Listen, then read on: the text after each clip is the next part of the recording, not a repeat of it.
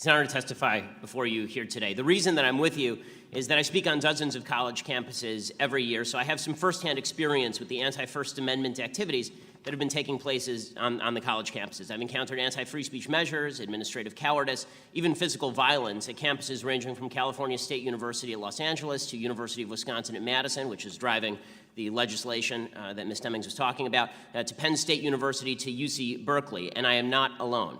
In order to understand what's been going on at some of our college campuses, it's necessary to explore the ideology that provides the impetus for a lot of the protesters who violently obstruct events, pull fire alarms, assault professors and even other students, and the impetus for administrators who all too often humor these protesters. Free speech is under assault because of a three-step argument made by the advocates and justifiers of violence. The first step is they say that the validity or invalidity of an argument can be judged solely by the ethnic, sexual, racial, or cultural identity of the person making the argument. The second step is that they claim those who say otherwise are engaging in what they call verbal violence. And the final step is they conclude that physical violence is sometimes justified in order to stop such verbal violence. So let's examine each of these three steps in turn. First, the philosophy of intersectionality. This philosophy now dominates college campuses as well as a large segment, unfortunately, of today's Democratic Party, and suggests that straight white Americans are inherently the beneficiaries of white privilege and therefore cannot speak on certain policies, since they have not experienced what it's like to be black or Hispanic or gay or transgender or a woman. This philosophy ranks the value of a view not based on the logic or merit of the view, but on the level of victimization in American society experienced by the person espousing the view.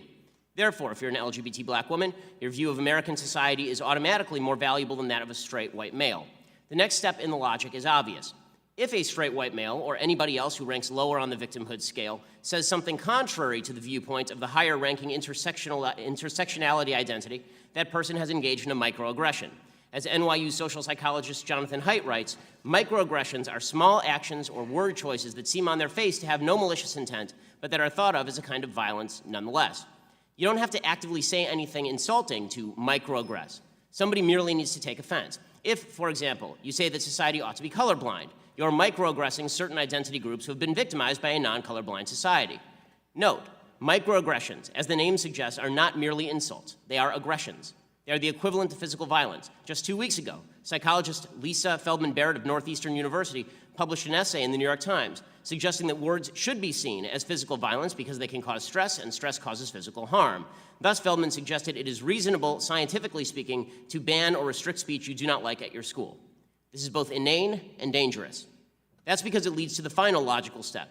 Words you don't like deserve to be fought physically. When I spoke at California State University at LA, one professor threatened students who sponsored me by offering to fight them. He then posted a slogan on the door of his office stating, "The best response to microaggression is macroaggression." As Haidt writes, this is why the idea that speech is violence is so dangerous. It tells the members of a generation already beset by anxiety and depression that the world is a far more violent and threatening place than it really is. It tells them that words, ideas, speakers can literally kill them. Even worse, at a time of rapidly rising political polarization in the United States, it helps a small subset of that generation justify political violence. Indeed, protesters all too often engage in physically violent disruption when they believe their identity group is under verbal attack by someone, usually conservative, but not always. Not only do some administrators look the other way, at Middlebury College, Cal State LA, Berkeley, Evergreen, actual crimes were committed and almost nobody has been arrested. But they actively forbid events from moving forward, creating a heckler's veto.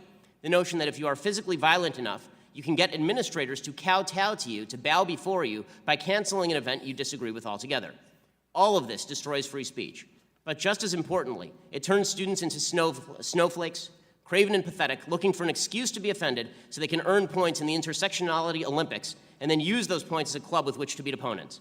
A healthy nation requires an emotionally and intellectually vigorous population ready to engage in open debate at all times. Shielding college students from opposing viewpoints makes them simultaneously weaker and more dangerous. We must fight that process at every step.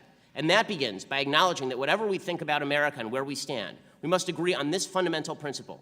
All of our views should be judged on their merits, not on the color or sex or sexual orientation of the speaker, and those views should never be banned on the grounds that they offend someone. Thanks so much.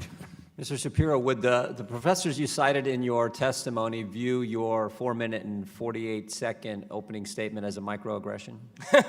I assume that some of them would. I mean, apparently college students do all the time, since when I speak there, there have been riots and such. I think they definitely will, which is kind of a sign of the times, I guess.